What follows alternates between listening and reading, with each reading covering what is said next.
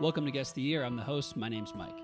Joining us as the setlist curator is Professor Eric Mlyn, who's a senior fellow at Duke's Keenan Institute for Ethics and a senior lecturer at Duke's Sanford School of Public Policy.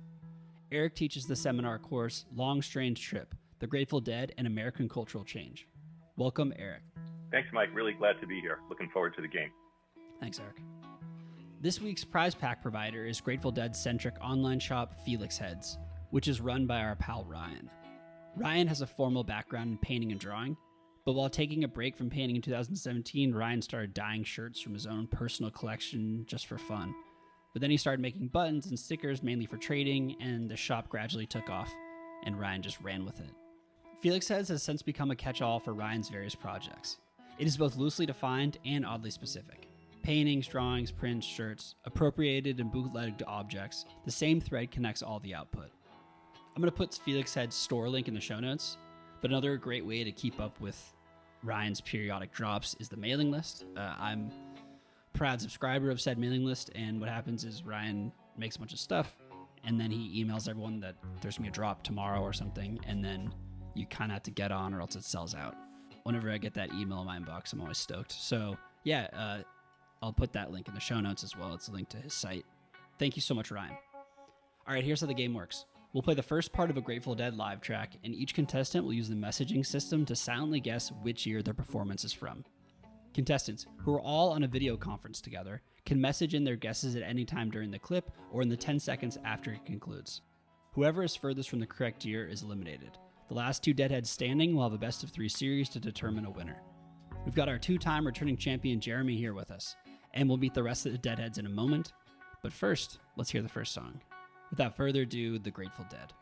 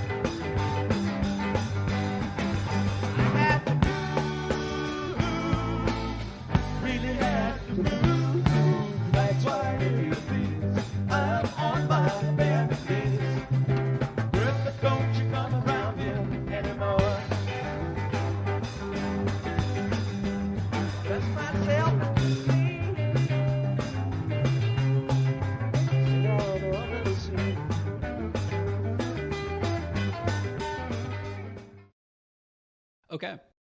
It was Bertha at Capitol Theater in Port Chester, New York on February 21st, 1971. Eric, nice choice. Why'd you choose that one? Well, there's nothing like a Bertha opener, right? And I thought it would be great to open our set together with Bertha.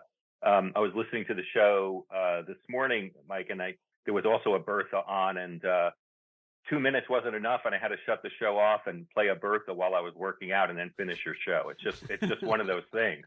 And I picked this one. I love the youth of this particular song. And for me, another thing about seeing the Dead and seeing post Grateful Dead music is the venue. And so I wanted to choose something from a place that has the Grateful Dead in the walls. And so that's why I chose this. I love Phil's bass on this version of Bertha. You just hear it. Phil's driving it, and it's exuberant. And so glad to start this off with that. Awesome. Thank you, Eric. Well, 3 people got it exactly. They're all on to the next round. Let's meet Garth. Garth is 48. He's from Rochester, New York. Nice poll, Garth. How'd you figure out 71? Yeah, I heard some of that youthful excitement there too. Phil's bass pumping in really drove it. You could hear Jerry's voice just sounded, so fresh and tight. It sounded really good. It just had that feel like right before they launched into Europe 72, they're still pulling things together. Everybody just sounded like they were hyped to be there, and sounded like a fun night was about to take place. Just was happy to get the first one and not be eliminated. So was pumped to do that. I was like, man, if I'm 10 years off or something, I'm gonna feel real bad. So happy to get it done, and whatever else happens now, I feel good. Awesome, Garth. Yeah, you're on to the next round. Keith will be joining you on the next round. Keith, you also nailed 71. What do you want to add to Garth's breakdown there? I mean, I for some reason I was saying in my head was 73, like I was attached to that for most of it, but then right towards the end, there was just something there with the tone and Garcia's guitar that had me just switch to earlier. And I don't know what it was, but I was just like, it's too rough to be 73. It's not as polished or something like that. I guess I got lucky because that was a little less. I usually tell myself I have to go with my first instinct, but this was my last instinct, and it turned out to be right. That's awesome. Cool, Keith. Way to kind of let it flow there, and on to the next round. Jeremy is our 2-time returning champ. He's going for the three-peat. You are off to a fast start. You nailed 71. What'd you hear there? So 71 usually kind of sounds pretty distinct to me because there's one drummer, but it still kind of has that 70 feel to it in terms of like the guitar tones specifically, and kind of a youthful sound to their vocals. Like I think Jerry's playing, I think in 71 he played an SG, which happens to be my current guitar. A coincidence? Or I think Jerry having an SG at one point kind of informed my decision, but it was not what he was known to play. He mostly played like custom stuff. And I don't want to bust out the money for a custom Jerry guitar. But yeah, and I definitely, I could tell it wasn't 72 because like 72 I think has kind of a softer sound in terms of like the instrument tones. Whereas like there's like kind of more gain. It's a heavier, kind of rougher, rugged tone that Jerry and Bob have here. So that's how I could figure that out. Well done, Jeremy. Joining you in the next round will be your dad, Dean. Dean is 63. He's from Los Altos, California. He is Jeremy's dad, who has come to take down his son. Oh, it's classic. Claim his That'll throne. be very tough. Yeah, this is very Shakespearean here. Dean, you're on the next round with your guest 1970. What'd you hear there? Well, I just heard a really early Bertha. It reminded me of like the Bear's Choice version, sort of in that era. And that's kind of it, just, hey, I was only off by 2 months, right? It was February of 71, Yeah.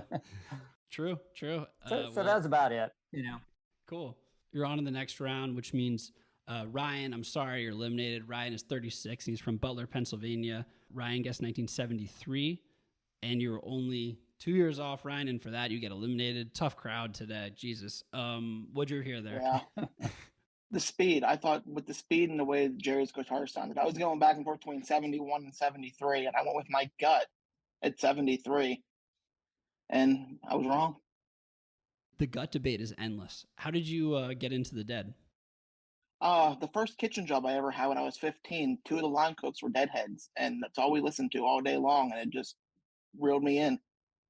When they were playing the Dead, did they kind of inform you on, the whole like mythology, or did they just play the Dead nonstop? The whole thing. They informed me, played it nonstop, talked about the shows they were at. What type of restaurant is this? This is the coolest restaurant ever. It was just a little mom and pop place back in the middle of rural Pennsylvania. So you stop working at the job, then what happens? You go off on your own and explore? I went off, explored, still working. I'm an executive chef now in Pittsburgh, but still listen to the Dead every day, still go on tour. So do you indoctrinate your line cooks now? I do. All the young line cooks get to listen to the Grateful Dead every morning. Do you really? I do. They know every morning it's a solid hour of the Grateful Dead no matter what. No way. Have you been able to turn anyone? A few of them like it. I haven't really turned anybody full hardcore yet, but they don't mind it. I have a few that hate it, but most of them just don't mind it. What do you say to them when they're like, "We hate this"? Too bad. Deal with it. Eric, I know you had students in your Grateful Dead class who said they don't like the Grateful Dead, right? I think I read that in an article. What do you say to them when they say, I don't like the Grateful Dead?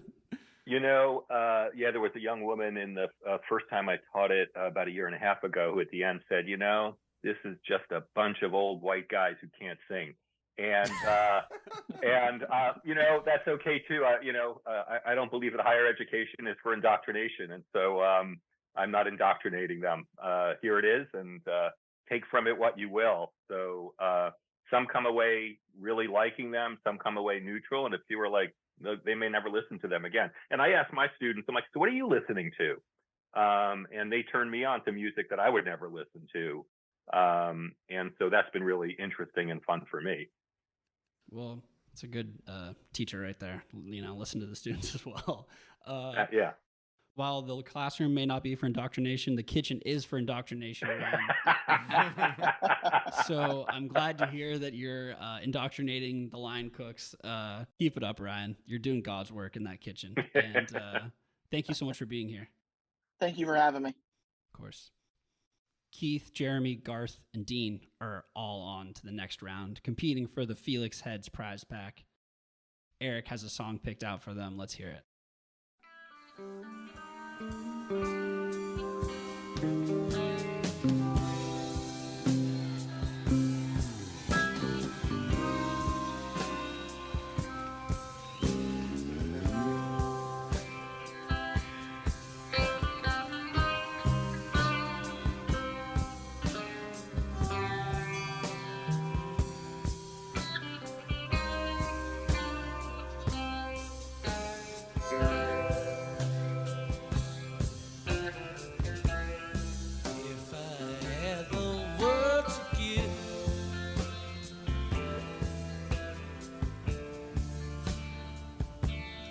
Give it to you, long as you live, but you let it fall.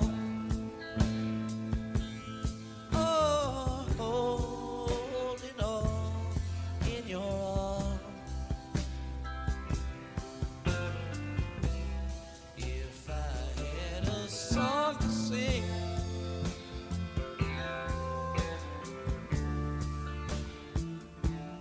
sing it to you.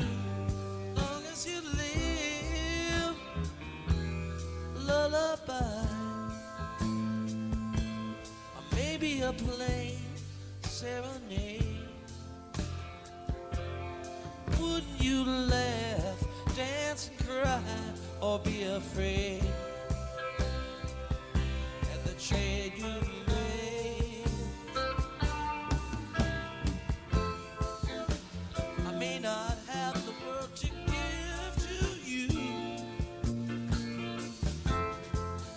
but maybe I have a tune.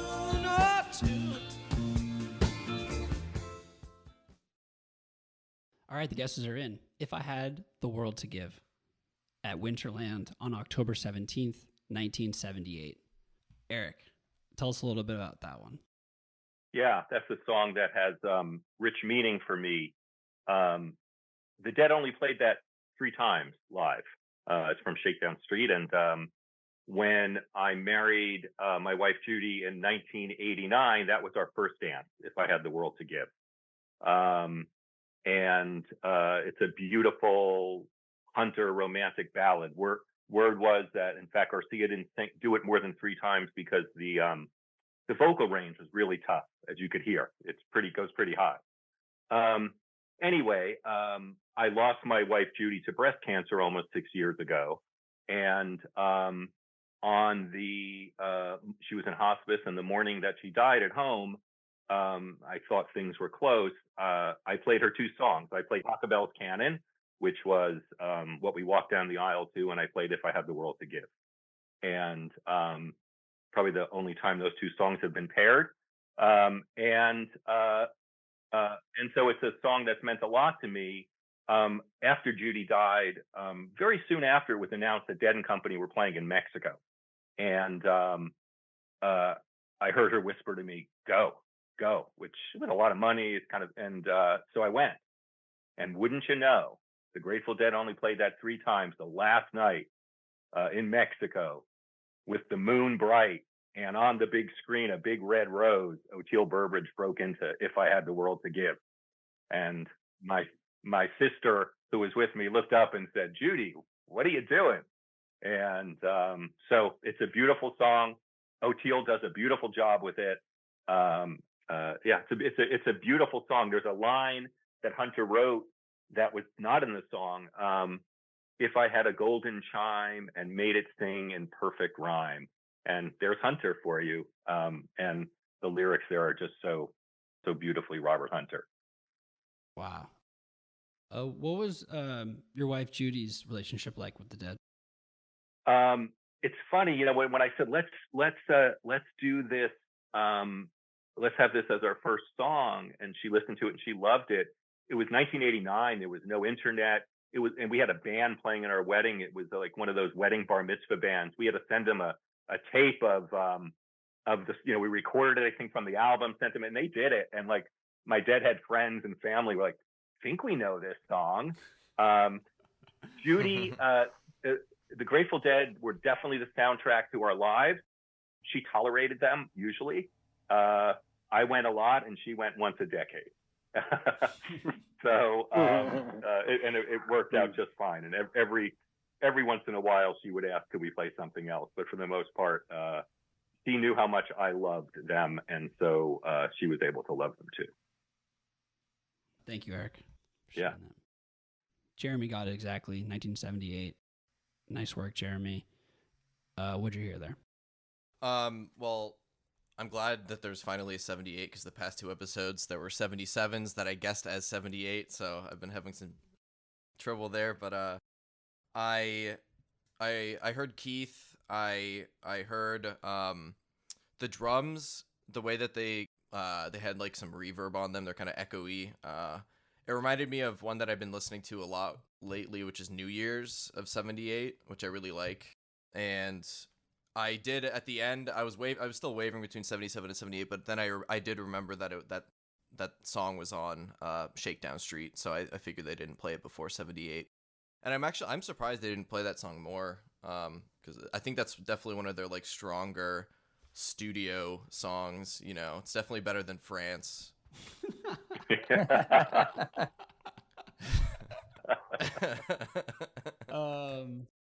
Awesome. So yeah. Well, Keith guessed 77. He's next closest. Keith, what'd you hear there? Well, I mean, I immediately knew that it was only played a handful of times, and I was just struggling to remember what year they played it.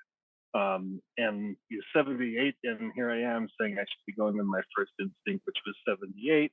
And then I reverted to my last instinct, which was 77, because, you know, I've been listening to these different podcasts, and like there's a lot of 77 stuff, but I keep saying to myself, oh, they're not doing 77. It's too obvious, right? You know, but it's not. So it's, I guess you just have to go with what you hear.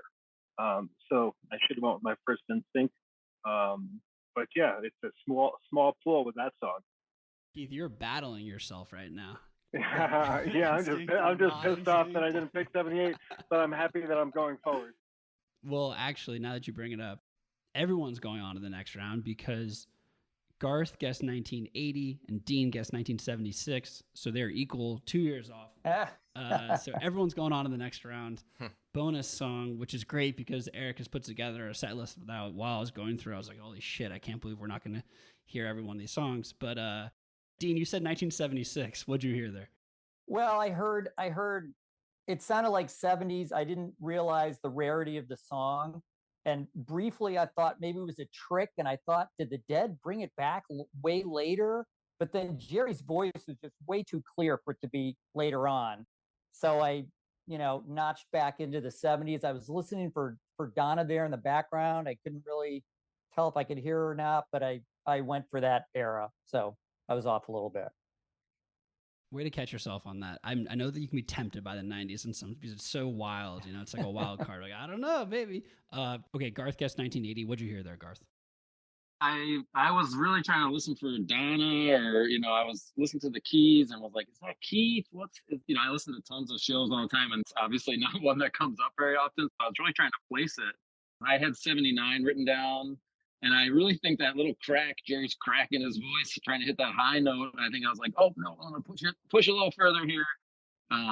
But you know, I recognized the song instantly, but I'm like, man, this never comes up. So I was sort of in the dark a little bit. So I'm happy I was within 2 years actually.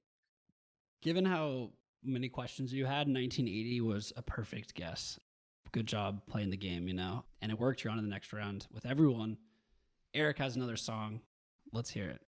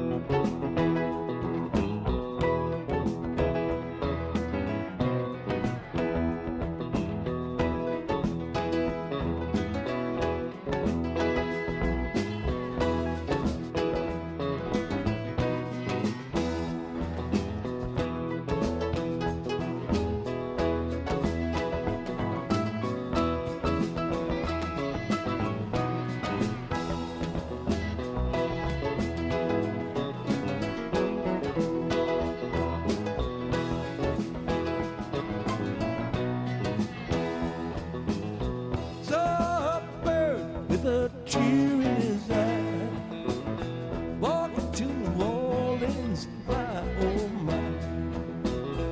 Ain't now bird, wouldn't you rather die? Walk this world when you're born to fly. If I was the sun, I'd look for shade. If I was a bed, I would stay unmade. If I was a river, I'd run uphill. If you call me, you know I will. And if you call me, you know I will. Liberty at Dean Smith Center in Chapel Hill, North Carolina, on March 25th, 1993. Eric, you chose the first Liberty in the history of Guest of the Year. Thank you for that. Why'd you choose that one? The first Liberty. Wow. I mean, what better line is there than if I was a bed, I would stay unmade? I mean, I think about that all the time. I chose this song because I was at this show. I was on the faculty at UNC Chapel Hill at the time in the political science department. And it was announced that the Dead were following me to Chapel Hill, and there were two shows. And it was really fun because I don't know if you've all heard the expression a Clark Kent deadhead, but a Clark Kent deadhead is one you look at and you might not know that they're a deadhead. And I'm sort of a Clark Kent deadhead. So the first night I went, I came home, picked up Judy. We went to the show together. The second night I left from the office, but I didn't want to put on my Birks and my tie-dye in the office. Didn't think it would help my career. And so I went to the car and changed and walked over to the Dean Dome. The next morning, I walked into my class, an 8 a.m. Introduction to International Relations seminar, and the students looked at each other and said, "Did you all see that freak show out there last night?" And I didn't have the guts to tell them that I had been part of that freak show. And so the other thing I remember about that show was the second night in the parking lot, I found a really cool T-shirt that I was going to bring home, that I brought home for Judy, and it was like it was Sesame Street characters with some Dead clothing on. It was just really cute, and somebody was selling it, and I brought it home. And what I hadn't noticed when I gave it to Judy was that Ernie had a bong in his hand, and Judy's like, I really can't wear this around town. I'm like, no, I don't think you should. So I don't know whatever happened to that T-shirt, but yeah, the Dead played two nights in Chapel Hill. I think Vince's piano on this is so amazing.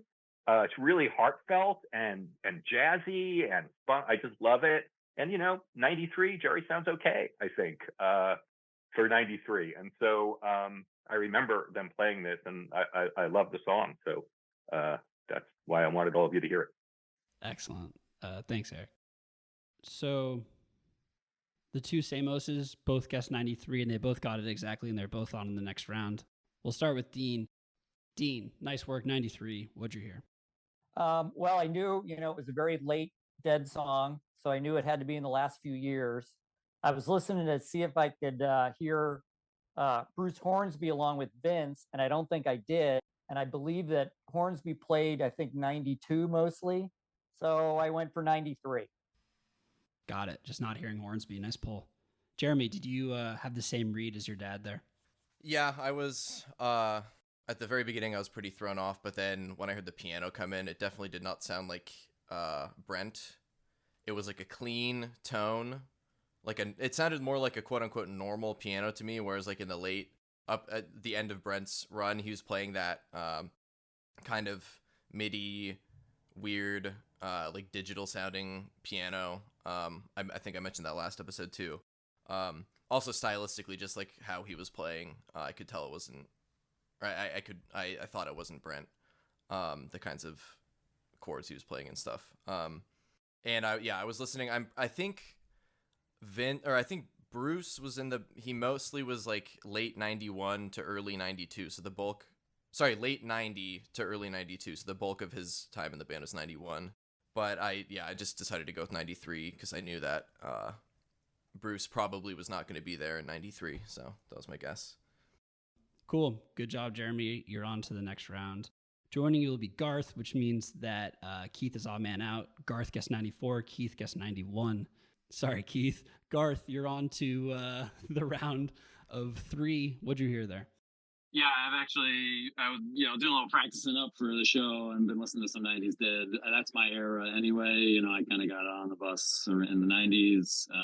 And so, yeah, and some of those shows, Jerry sounds so good. I was listening to the 95 show yesterday and I was like, damn, this is 95? Like, he sounded awesome. And so, like, he sounded good and strong there. And I recognized Vince's playing right away, so I kind of picked that out and was pretty confident somewhere in the late or the end of the run there in the 93, 4, 5 era. So I just played the game and plunked it down in the middle, 94, and did all right.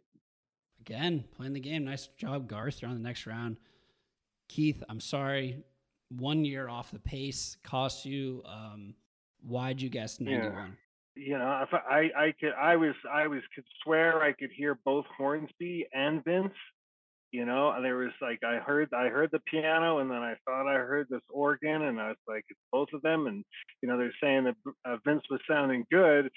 So because Hornsby's got this really distinctive, like these finger rolls that he does, where and I could swear I heard that, and then I thought, and then so obviously I picked the date that was had the both of them. Which was in the 91 camp. So that's where I went down with that. And so, I went down swinging on that. Well, that's a very tricky thing to distinguish. Keith, how'd you get into the Dead? Oh God. So let's see. I'm 54. When I was 12 years old, we moved. I grew up like an hour north of New York City. So we moved like 8 miles away from to this town called Yorktown, New York. And I was in 7th grade, and I was already a big music fan. I was playing horns and stuff, so I love music. And I guess within like a month or so of moving there, I was at this kid's house after school, just hanging out. And he puts on Skeletons from the Closet, and like I was just like, the sound. And then next thing you know, there's like a million Deadheads in this town, and then just the high school is littered with Deadheads. But I'd never seen a Steal Your Face, I don't think, before I moved to this town. And I was only 8 miles away in this other town. So it was really interesting. It's like Invasion of the Body Snatchers, but with... I don't know, man, but that was, whether this kid turned me on to him or not, I would have been turned on to the Dead pretty quickly, just being in this Yorktown, because it was definitely a big Dead town. Thank you so much for coming on. Good luck to everybody, and I'll see you at the next show. Okay, take it easy, guys. Bye. Yeah. Okay, Garth, Jeremy, and Dean are competing for 2 spots in the Best of 3 series to win the Felixheads prize pack. Yeah, Eric's got another great song. Let's hear it.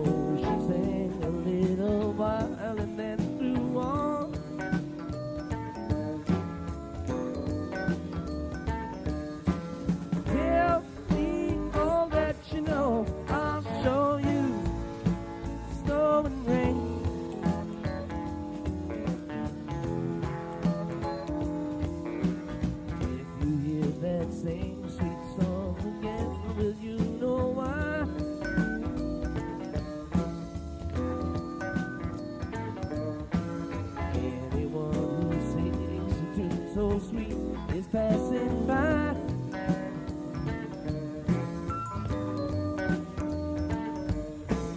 Left in the sunshine, sing, cry in the dark, fly through the night.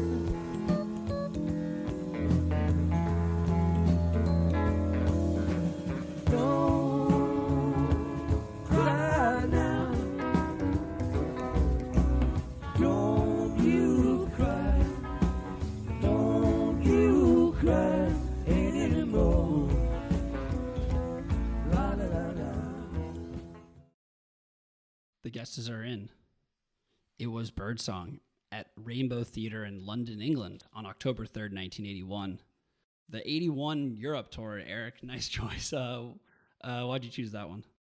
I chose that one because I was a junior studying abroad in London, and the Grateful Dead followed me to London, and, well, they're playing at the Rainbow Theatre. I remember we went down to the Rainbow Theatre some months before, got tickets, and wasn't particularly crowded, if I remember correctly. Really cool standing room only place. I think mostly American, and you could kind of walk right up and hang out with the band. So it was just really fun. I love Birdsong. I think Brent's piano sounds so good on this. The harmonies are actually working really well, and I really like this version and have really good memories of going with some really good friends to see them there. Thanks, Eric. All right, Garth is the only one who got it exactly, 1981. Way to go, Garth. You've wildly surpassed your goal of making it out of the first round. You're on to the finals. How did you diagnose that track as 1981? I actually think it was you, Jeremy, a couple weeks ago that was talking about how Brent was turned up high in the mix early on in the Brent era. And I think I heard that, and I was listening to the way Brent's playing was, and kind of, those earlier eras. I know he's been in the band a couple years by then, but a lot of this is from the gut a little bit. And I had 81 written down pretty much right away, and just wrote it through. So yeah, happy to be moving on to the finals. Awesome, Garth. And thanks, Jeremy, for your help there. I think you helped me out. You created a monster, Jeremy. Well, yes. In another Shakespearean twist, Garth has used Jeremy's tip to eliminate Jeremy because Jeremy guessed 1983. Dean guessed 1980. He was 1 year off. Jeremy was 2 years off. Dean comes in and takes down his son. Oh my God, there's so many storylines here. Dean, first to you. 1 year off. What'd you hear? Well, it sounded like very early 80s. 80 was my peak year of seeing the Dead. I think about 22 times, something like that.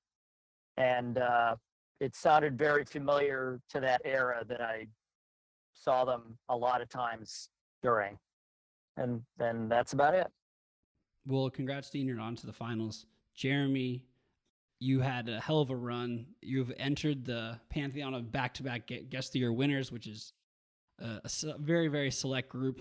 Congrats. But you guessed 1983, so you're eliminated here. Well, why did you guess 83? When I was first going towards 84, 85 with how it's always the drums, how the drums are mixed. But now in hindsight, it kind of does sound more early than that. I thought Jerry's vocals sounded a little too rough to be any earlier. What Garth mentioned about the keys being loud in the mix, I feel like that kind of sound could extend from 81 to 83-ish, although it's hard to tell. But the giveaway should have been how clear Brent's vocals sounded in his harmony. I think by 83 they didn't sound quite as crystal clear, but it sounded like in this recording it's like you could almost mistake it for Donna with how just clear and high pitched it sounded. So I almost went with 82. But 83 was my gut, so yeah. Well, your gut took you a really long way, Jeremy. So congratulations. You'll be back for the Tournament of Champions, and you'll be a person to beat in that tournament. So thanks so much for doing the show. Thanks. One quick thing. I was kind of afraid that my over-analysis in previous episodes would lead to my downfall, so I kind of did. And also, I was talking to my dad about the show the other day, and I probably revealed some of my tricks to him. Although I'm not sure if he really needs them because he's an experienced listener and Dead concert goer. But yeah. Well, thanks, Jeremy. All right, we've got Garth and Dean in the finals, best of 3 series for the Felixheads prize pack. But before we go into that, I want to get Eric's origin story here. Eric, how did you get into the Dead? Yeah, I grew up in the New York area, right? So the Dead were all around. I grew up in northern New Jersey. My buddy Kenny's brother Tommy had a drum set in the back of their house, and he was into the Dead and sort of heard them. And then it was like, hey, Jerry Garcia is coming to Seton Hall University in September of 1976, playing 2 shows. He used to do an early show and a late show. We left high school early that day and got online and saw Garcia in the gymnasium at Seton Hall University in South Orange, New Jersey. And that was it. Almost 50 years ago. And the Dead, the Dead were always around. They were, there was a great theater in Passaic, New Jersey called the Capitol Theater, different Capitol than in Port Chester. They had the huge thing in Englishtown in 1977. My mom wouldn't let me go. I had tickets and she said, no, you're not going to that. The newspaper said there were going to be riots and things. So I listened to it on the radio. I just told her recently I hadn't forgiven her for that. Roosevelt Raceway. And so it was just around and got to see them a lot and continue to do it. Yeah. So when did you start your teaching career, and how long before you got the idea for a Dead course did you pull the trigger on a Dead course? That's a great question, Mike. I started teaching late 80s, 1990. I've only been teaching the Grateful Dead for 2.5 years. So it's a new course. And this new institute I'm at Duke, they let faculty teach in this new first year seminar series. And I was sitting in my office where I have about 500 Grateful Dead posters, some up and mostly in storage. But a lot in my office, I was sitting there. I'm like, I should teach a course on the Dead. And I walked down the hall and spoke to the director, and she said, "Go for it." And so that was it. I've done it twice. I'll probably do it again next year. And one of the great things is that the Grateful Dead played at Duke 5 times between 1971 and 1983. And so there's a lot of really interesting materials in the Duke Library's archives on the Grateful Dead. So our students have gone to the archives. And we did an exhibit at the Duke Library on the Dead at Duke with memos, police reports, letters from administrators writing to other administrators at other universities saying, is it safe to have this band here? We hear there's all sorts of chaos around. And so the Dead have a really interesting relationship at Duke. In fact, we're doing something in April, the 45th anniversary of the 1978 show on April 12th. We're going to do a panel discussion, and there's a great video. It's a great show. There's a great video. We're going to show parts of it and have a panel discussion and hopefully a Dead cover band play on campus to celebrate the Dead at Duke. So there's a really interesting relationship between the university and the band. Okay, so the freshman seminar students come in and they sit down, and you have to assume that they don't know who Jerry Garcia is, or do you assume they do, or where do you start? Here's where I started this year. I said to them, put your phones away, close your computers, and I chose a room that has a pretty good sound system, and I play Scarlet Fire from Cornell, and I just put that on, and we sit there, and then I say, summer's gone, summer's done and gone, come and gone, my oh my, and then the course begins. And one of the things that we do in the course, which is really fun, is every student adopts what we call a Dead buddy. I should probably call it a Grateful buddy, but it's a Duke faculty member or administrator who's into the Dead, and so that these first year students get to meet all sorts of people around campus. And I've unearthed dozens of them who are really eager to talk to our students, and then students do a report on how they got it. They ask questions like you do, Mike. How'd you get into the Dead? What does it mean to you? And so we've got people in the law school, the medical school, all sorts of so it's a great way for first year students to get to know the university and people at the university. Amazing. And you and I were actually talking before, and you mentioned that you're actually going to a meeting of all the professors who teach Grateful Dead courses from around the country. It's a meeting of people who study the Grateful Dead. It's a Grateful Dead Studies Association, and there's a journal called Grateful Dead Studies. and it's scholars from all around the world who are writing papers about the Grateful Dead. I'm going to be on a panel, as you mentioned, that it's a roundtable with 2 other colleagues who teach courses on the Grateful Dead and teaching the Grateful Dead. Interestingly, the new head of Duke University Press loves the Dead, and he started a book series on the Grateful Dead. And there's 2 books coming out on the Dead from Duke University Press. And so there's a lot of really interesting scholarship coming out on everything from the politics of the Grateful Dead to, some guy wrote a paper on, can you predict how many drum beats begin Beat It On Down the Line by the day of the week? Or, it's like there's all sorts of really interesting stuff. But yeah, there's a pretty active scholarly community looking at this as well. Well, that's super, super cool. And thank you, Eric, for sharing the origin story there. All right, we've got Garth and Dean here. Let's get the best of 3 series rolling. Eric's got a great pick for you. Let's hear it.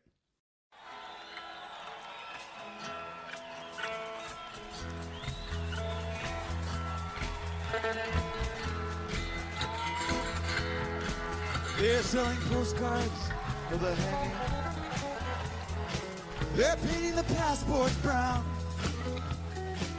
Beauty parlors full of sailors. The circus is in town. In walks the blind commissioner. They've got him in a trance. One hand is tied to the tightrope walker. The other is in his pants. The Rat Squad, they're restless. They need somewhere to go. He's ready to look out tonight on Desolation Row. Now Cinderella, she seems so easy. Takes one to know when she smiles. Puts her hands in her back pockets. Betty Davis. In walks Romeo Eastbourne. You belong to me, I believe. Someone says you're in the wrong place, my friend. You better leave. Desolation Row at Oakland Alameda County Coliseum on December 17th, 1986. Love a good Desolation Row, Eric. Nice choice. Why that one in particular? I love when the Dead do Dylan in general. I think I like live Dylan a lot more by the Grateful Dead than I do by Bob Dylan. Having seen both of them and having seen Dylan a lot as well. And I love We're doing Desolation Row. One is you're always wondering if Bobby's going to remember all the words, and if you listen to this whole thing, he nails it. At the end of this song, if you listen on, you've got some great Bobby screaming going on. And one of the things I love about the Dead doing Desolation Row is Garcia's guitar interacting with Weir's voice. He's filling in almost, I picture it as he's wrapping his guitar around Weir's the spaces between Weir's lyrics. And I just love it. And that guitar is filling in spaces, and I think it's brilliant. And so I love the Dead doing Desolation Row. I love Desolation Row. I think there's a collection of Garcia doing Dylan called Pictures from the Hanging from Desolation Row. So it was an important song that they did. I've always thought, Mike, maybe when I retire, the book to write is the book on the relationship between Dylan and the Dead. There is something self-published, and people have written about this, but I think there's a fascinating story. I'm not sure the whole thing has been told. They were very adjacent. As you know, they did a tour together in '87. I got to see them when I was in graduate school. And at one point, Dylan asked if he could join the band after the tour. And the story is, I think it's in Phil Lesch's book, he called the main office and said, "This is Bob Dylan. I want to join the Grateful Dead." And I think it was Phil Lesch who vetoed that idea. Dylan also did a beautiful eulogy to Garcia when Garcia died in '95 and talked about them being brothers. And so I love the interaction of Dylan and the Dead, and Desolation Row is at the top of the list. Why do you think Bob Dylan wanted to be in the Grateful Dead at that stage in his career? because Dylan had really been in a slump, and what he discovered was that he really needed to go back out on the road, and he discovered the exuberance of being on the road, and he really hasn't stopped since then, other than during COVID. I mean, Dylan's still playing like 150 shows a year, and he saw the Dead, who were, you know, much more a live band than a studio band, and he got really inspired by that, and I think wanted to do that. The tour itself, when they played together, was not very good. The album is considered one of the worst that they put out. The live Dylan and the Dead from that tour. But Dylan was asked some years ago, "Why do you still do this? Why, you know, you're in your upper 80s, upper 70s, 80s." He said, "You wouldn't ask a carpenter why they still build furniture. Don't ask me why I'm still playing live music." And so I think the liveness of the Grateful Dead is what inspired him and made him want to join them. So what's keeping you from writing that book? Just having to sit down and write a book? Yeah, you know, I don't know if I have it in me, Mike. It might be better to keep it a hobby. Got it. But you know, maybe in retirement, that'll be the passion project. Well, I'd certainly read it, and I'm sure a lot of people would. So. All right. Well, if you come up with a good title for it, let me know. That's the key. Once you come up with a good title, then you've got the whole thing. Totally. Yeah. Cool, Eric. Thank you. So Dean was closer. He guessed 1987. Garth guessed 1989. Dean, 1 year off, 1 year north of 86. What'd you hear there? First, I got to say that I love seeing Dylan. I saw him last year, and he was great. You know, and I'll give him all the slack in the world for being Bob Dylan too. So. Anyway, I remember that tour with Dylan. I couldn't remember exactly which year it was. I saw one of those shows. I guess it was 86, right? So I pegged it as an early Dylan cover by the Dead. Cool, Dean. Nice pull and sound logic. You go up 1-0 in the series. Garth, you guessed 89. Why 89? I was just, you know, kind of trying to place it in that kind of, once they started playing those Dylan covers fairly often in the 80s, just trying to listen to Jerry's playing. You know, he sounded pretty good, but, you know, another thing Jeremy said last week or the week before, I think it was Jeremy, talking about Jerry's fat fingers. And I was like, is it a Fat Finger Jerry show?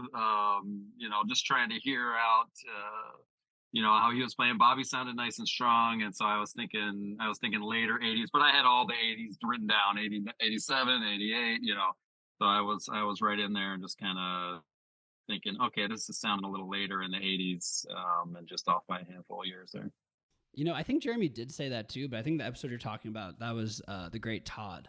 Oh, that was Todd. Who originally broke out I hear Jerry's fat fingers.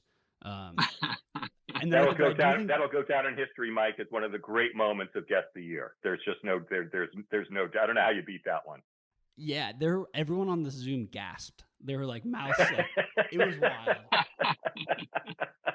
Yeah, that was when. Yeah, Josh, the other contestant, was like, he's the greatest podcast guest ever." Like, that was wild. Yeah, but then I think Jeremy used it. I'm pretty sure Jeremy used it weeks later. So there you go. Garth, how did you get into the Dead? I was like a skateboard kid growing up. I was into that kind of scene, you know, sort of punk rock but you know, definitely anti-establishment. I, you know, pretty good disdain for you know, organized things. And so then I was in 11th grade. I was in a industrial arts class, and this kid came from a couple towns over, a new kid to the school, and kind of brought the Dead with him, you know.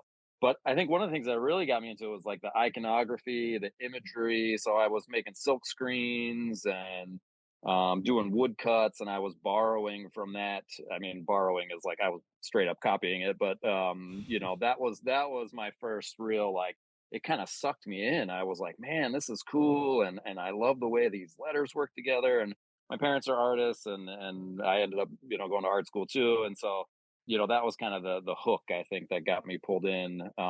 Also, you know, music was a part of our life. You know, my dad plays music, and I played the drums and guitar and stuff. And so, but then this buddy was like, yeah, let's go see, I think Jerry Band was my first show in Philly. I grew up outside of Philadelphia. and I was like, this is amazing, and got hooked, and that was it, you know. So I missed Brent by a year, and was all the Vince era. But in 1994, I kept going to shows when they came on the East Coast, and would kind of bop around here and there and catch a show when they were through town. But then my buddies, the same guy that came, Josh Schussler, word up, Josh, and my buddy Joe were like, "You want to go on a West Coast tour?" And so we did the 1994 West Coast tour. We bought a 1974 midnight blue Cadillac sedan DeVille. We each paid $200 for it. It was like a $600 car. We drove that thing across the country.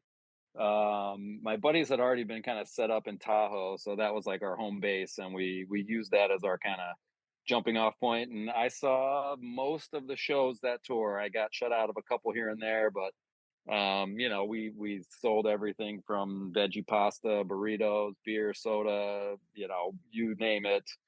And I left that Pennsylvania that summer with $700, and I just had to use my credit card to put gas in the car on the last leg from St. Louis. So I learned a ton. We also switched out cars, by the way. We dropped the Caddy in Tahoe.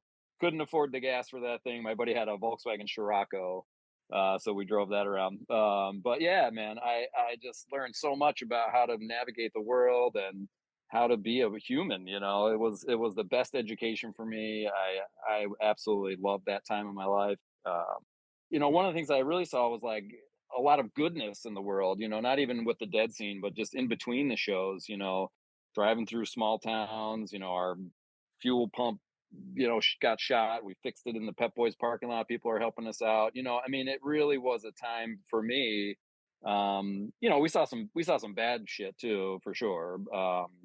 But just the totality of it, the wholeness of it, just made me feel really connected and really alive. And it was like this American thing, like drive across country, see America, support ourselves, have a blast, getting best kind of trouble possible. And since then it's been a constant. I mean, I listen to the Dead all the time, and really this resurgence lately, just really loving the Europe 72 stuff and the Grateful Dead podcast that's been out, the good old Grateful Dead cast. I mean, they do such an awesome job. So anyway, it's been really cool to kind of dig back in deeper, and getting on your show has been a part of that for me, just like really listening to all the eras. And so yeah, yep, wouldn't trade it in for anything. Awesome, Garth. Love it. Okay, Dean is up 1-0 in the series. Garth needs this one to tie it up. Dean needs this one to win the Felixheads prize pack. Let's hear Eric's next pick.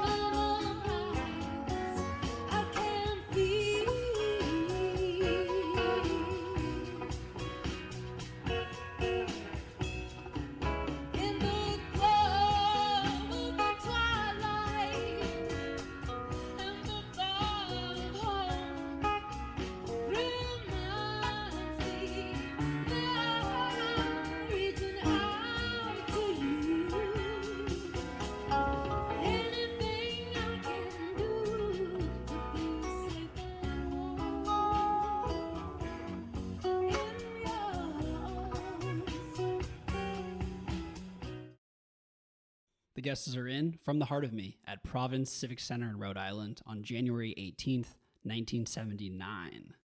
Another guest of the year first, that song, Eric, thank you. Why'd you pick that one?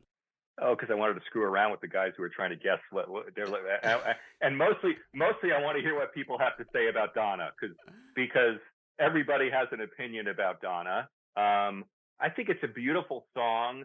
I think the story of how Donna joined the Grateful Dead is a remarkable story. She sort of saw the band and went up to Jerry after a show and said, "I've got your piano player, my husband," or I don't know if he was his husband or husband yet, Heath, and they met and it took off. Donna sang with Elvis Presley. I mean, a remarkable career. I think she has a beautiful voice.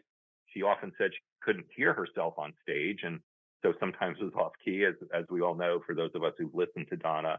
And when I first decided I wanted to do this song, I was like, who wrote that song? I couldn't remember. I thought maybe it was a Hunter song, but it's Donna. Donna wrote both the music and lyrics, and but it's Hunter-esque to me.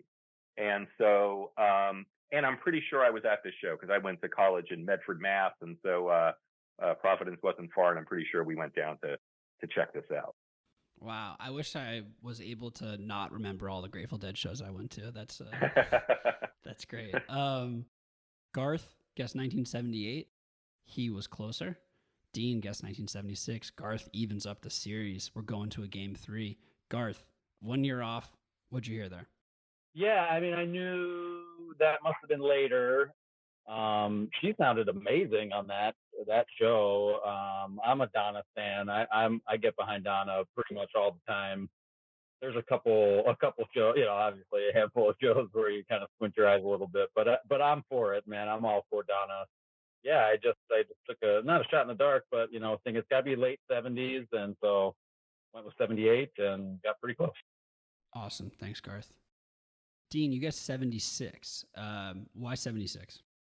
Just a guess. I thought it was maybe an early take on that song. Not quite sure. By the way, I used to be in the kind of like this Donna camp, long ago.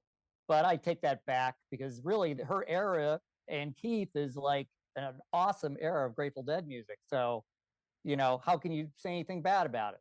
It's all incredible. So I thought it sounded a little earlier than it was, but there you go.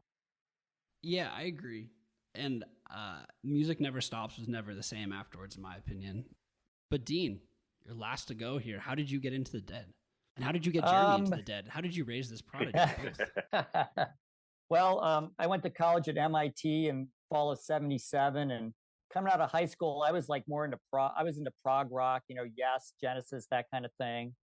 And then fast forward to the beginning of sophomore year, I came back after the summer, and my friend Chris was playing this band called the Grateful Dead in his dorm room. It's like, what is this? And started listening. This is pretty cool. And so over the next several months, my friends and I, we'd be playing all their records and trying to figure out all the lyrics because they weren't written down anywhere. And especially like Europe 72 and Live Dead were just unbelievable. And I think we went to see the Grateful Dead movie at one point, and then finally got to see him live with a bunch of college friends at Billerica, Mass, May 11th, 1979. Incidentally, the only show that I saw with no encore.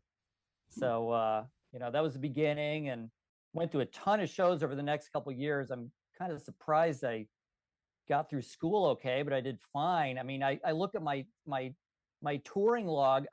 We went to Madison Square Garden on a Tuesday night. I mean, I'm in the middle of school, and I don't like skipping classes and stuff. It's hard enough as it is. And went to a couple of road trips to the Uptown Theater in Chicago. Got strip searched by the Canadian Border Patrol on the way back to Boston on one of those trips. A bunch of long-haired guys with tape recording equipment in the car looked a little suspicious. Then I moved to the West Coast for grad school and work. Moved to Palo Alto here in '84 and saw tons of shows nearby. And living in the Bay Area, you can go to shows all the time. You don't have to go on the road or anything. And I worked really close to Shoreline Amphitheater, so I could just walk to the shows from work. And Jeremy's mother and I took his older brother Kyle to the last Bay Area Grateful Dead concert, June 4th, 95 at Shoreline when he was 7 months old. So he can brag that he did see the Grateful Dead, even though he was a baby. And then Jeremy got into the music probably in, high school, whatever. I took him and his twin brother John to the second Fare Thee Well show in Santa Clara. So he was 16 then. So and Jeremy's always been into all different kinds of music. The Dead is, one of his favorites, but he likes a lot of stuff. So he's got a wide range of musical tastes. So I'll take a little credit for the Dead part, I suppose. Sure. Do you just hold a boombox over the crib or what? When did you introduce it to him? Probably very, very young. I'm sure I have videos of him, dancing to some music out of a boombox or something, long ago. Love that. All right, it's tied up. Game 3 is coming up now. Felixheads prize pack on the line. Eric has a song for us. Let's hear it.